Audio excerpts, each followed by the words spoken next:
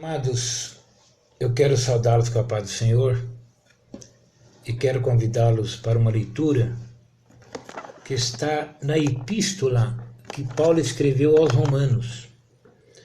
Nós vamos ler no capítulo 15 e o verso número 7, muito embora a nossa meditação ela será do versículo 1 até o versículo número 13, mas pelo fato da leitura ser um pouco extensa, vamos ficar aí com o versículo número 7. Portanto, recebei-vos uns aos outros, como também Cristo nos recebeu para a glória de Deus. Vejam, portanto, recebei-vos uns aos outros, como também Cristo nos recebeu para a glória de Deus. O apóstolo Paulo, a sua preocupação nesse trecho da carta aos Romanos era mostrar a eles a necessidade de um relacionamento sadio entre eles, os irmãos que estavam em Roma. Porque os romanos, ou a igreja que estava em Roma, eles eram formados de judeus e gentios. E os judeus, com seus costumes, vieram debaixo da lei, ainda tinha na mente muita coisa que eles haviam trazido pelo seu costume. E os gentios também tinham o seu estilo de vida. Então, essa convivência agora, mesmo como crentes, ele estava vendo alguns problemas e estava acontecendo alguns julgamentos entre eles. Havia algum judeu pensando ser melhor que o gentio, e o gentio, por sua vez, achando ser melhor que o judeu. Então Paulo ele vai orientá-los a conviverem de uma maneira correta como crentes. E ele começa isto lá no verso 1 dizendo assim: mas nós que somos fortes devemos suportar as fraquezas dos fracos e não agradar a nós mesmos. Então Paulo começa dizendo a eles que eles, ou aqueles que pensavam ter uma maturidade espiritual, uma visão maior, então eles deveriam suportar aquele irmão que era mais limitado e não agradar a si próprio, não é? Então eles teriam que ter mais tolerância em relação às convicções daqueles irmãos que estavam ainda começando na fé, ainda com alguns comportamentos errôneos. Então eles não deveriam brigar por isso, mas eles deveriam procurar compreendê-los, ajudá-los. Então eles deveriam suportar a fraqueza dos fracos. É o que nós precisamos fazer também. É suportar aquele comportamento ainda que não condiz tanto com a palavra de Deus, mas a pessoa ainda está na igreja, demonstra que há desejo de melhorar. Então nós temos que suportar isso com amor. Então ele diz, portanto, já no verso 2, cada um de nós agrade ao seu próximo no que é bom para edificação. Claro, ele deixa bem claro que esse agradar o irmão, que era o fraco na fé, era um agradar naquilo que fosse bom para a edificação, naquilo que fosse trazer proveito à sua fé, naquilo que fosse gerar mais edificação espiritual. Então nós teríamos, e nós temos que fazer isso, e eles também, agradar ao próximo, naquilo que fosse bom para ele. Quer dizer, pensar primeiro no irmão em Cristo, e depois em si mesmo. Então o cuidado deveria ser este. Paulo vai apresentar um modelo de comportamento que, é claro, está em Cristo. Então ele diz, porque também Cristo não agradou a si mesmo. Mas, como está escrito, sobre mim caíram as injúrias dos que te injuriavam. Paulo agora, ele cita esse trecho, né, do Salmo 69 e verso 9, ele mostra que Cristo não quis agradar-se a si próprio. Não, mas ele aceitou morrer na cruz para a nossa edificação, para o nosso bem.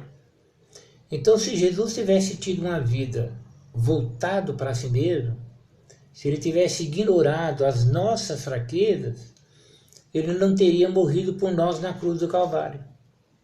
Mas ele não agradou a si mesmo.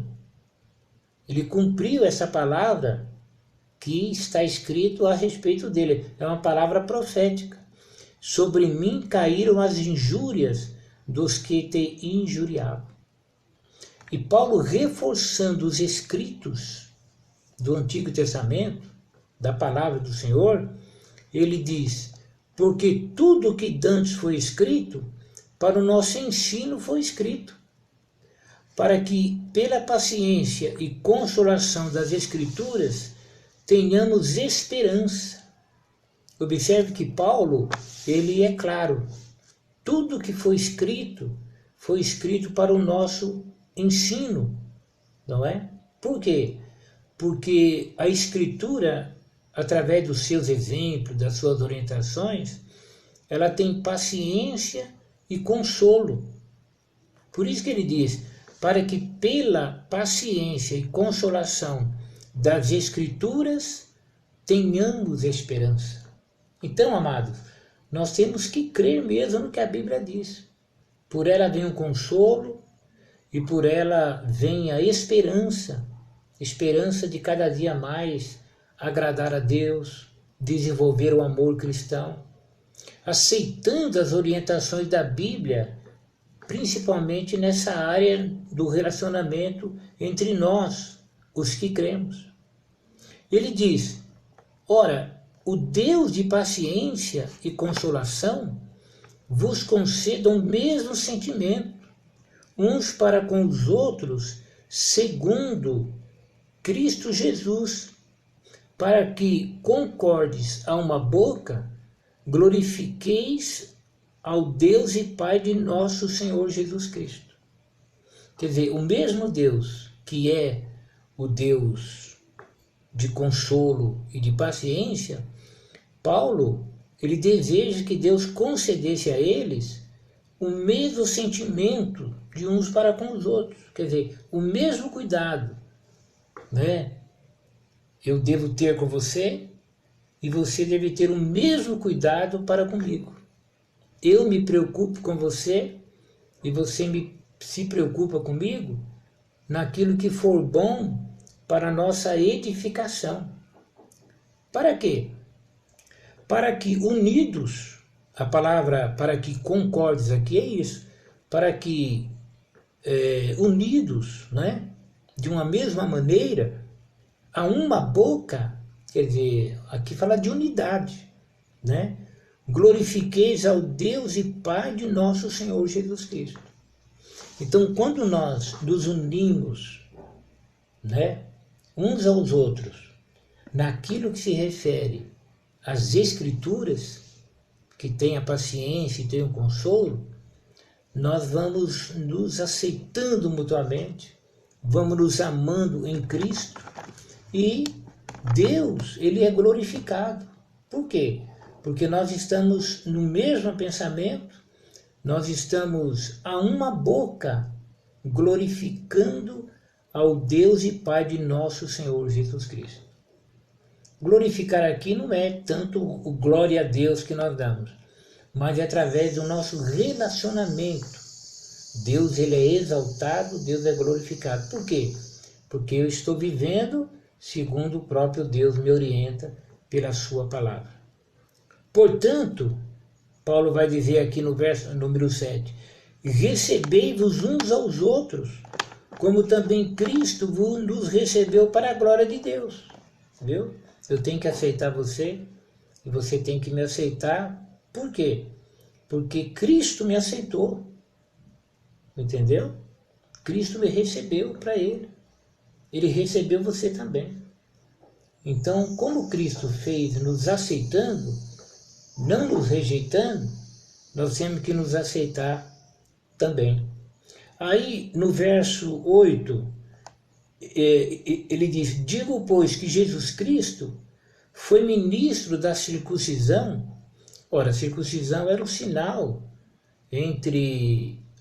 o sinal que Deus pediu para o povo judeu, não é? Então, quando se fala de circuncisão, está falando do judeu. Então, Jesus, ele foi ministro da circuncisão por causa da verdade de Deus, para que confirmasse as promessas feitas aos pais.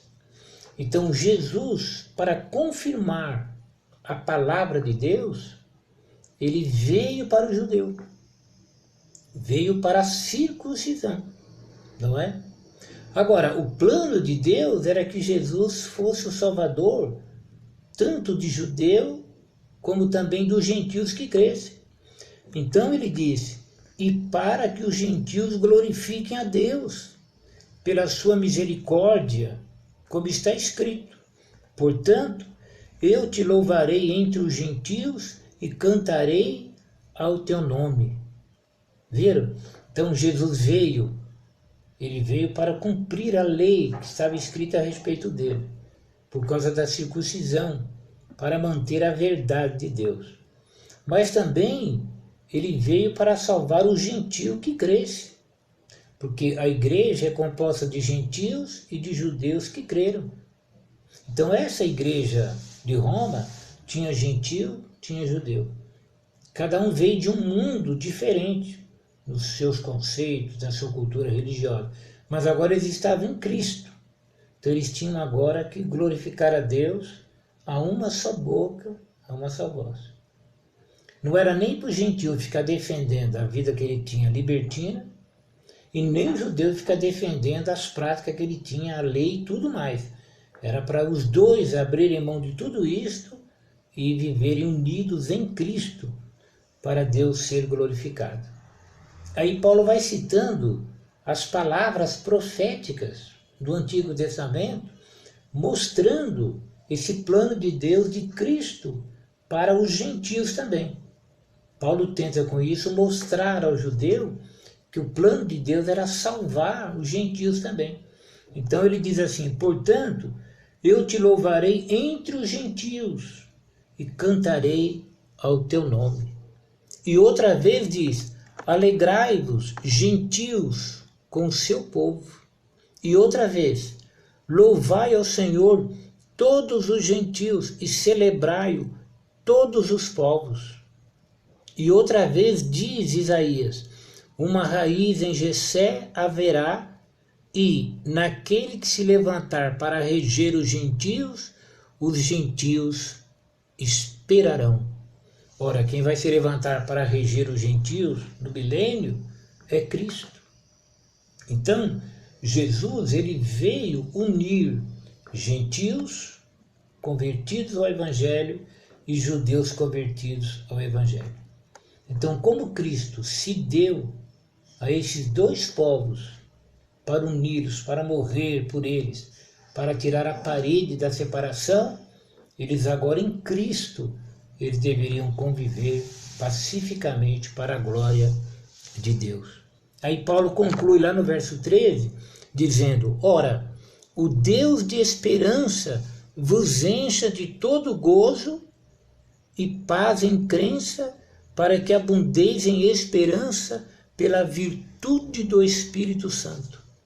Veja, o desejo dele é que eles fossem cheios de alegria e paz em crença, quer dizer, no exercício da sua fé, isso fosse feito em paz, sem briga, sem tumulto, mas em paz. Para quê? Para que eles abundassem em esperança pela virtude do Espírito Santo. Então, amados, essa palavra nos leva a pensar no nosso relacionamento. Nós agora estamos separados por um tempo, Mas eu acredito que você deve sentir falta do teu irmão, do convívio. Não é verdade? Se você é crente, você sente. Então não vamos fazer propósito de quando estivermos juntos, o nosso relacionamento ser muito melhor do que tem sido. A glória da segunda casa deve ser sempre maior do que a glória da primeira casa. Então vamos suportar as fraquezas dos fracos e vamos entender que como Jesus não quis agradar-se a si mesmo, mas fez tudo por nós, para a nossa edificação, nós também temos que pensar no bem-estar do irmão em Cristo. Fico com essa palavra, Deus te abençoe e até amanhã, se Deus quiser.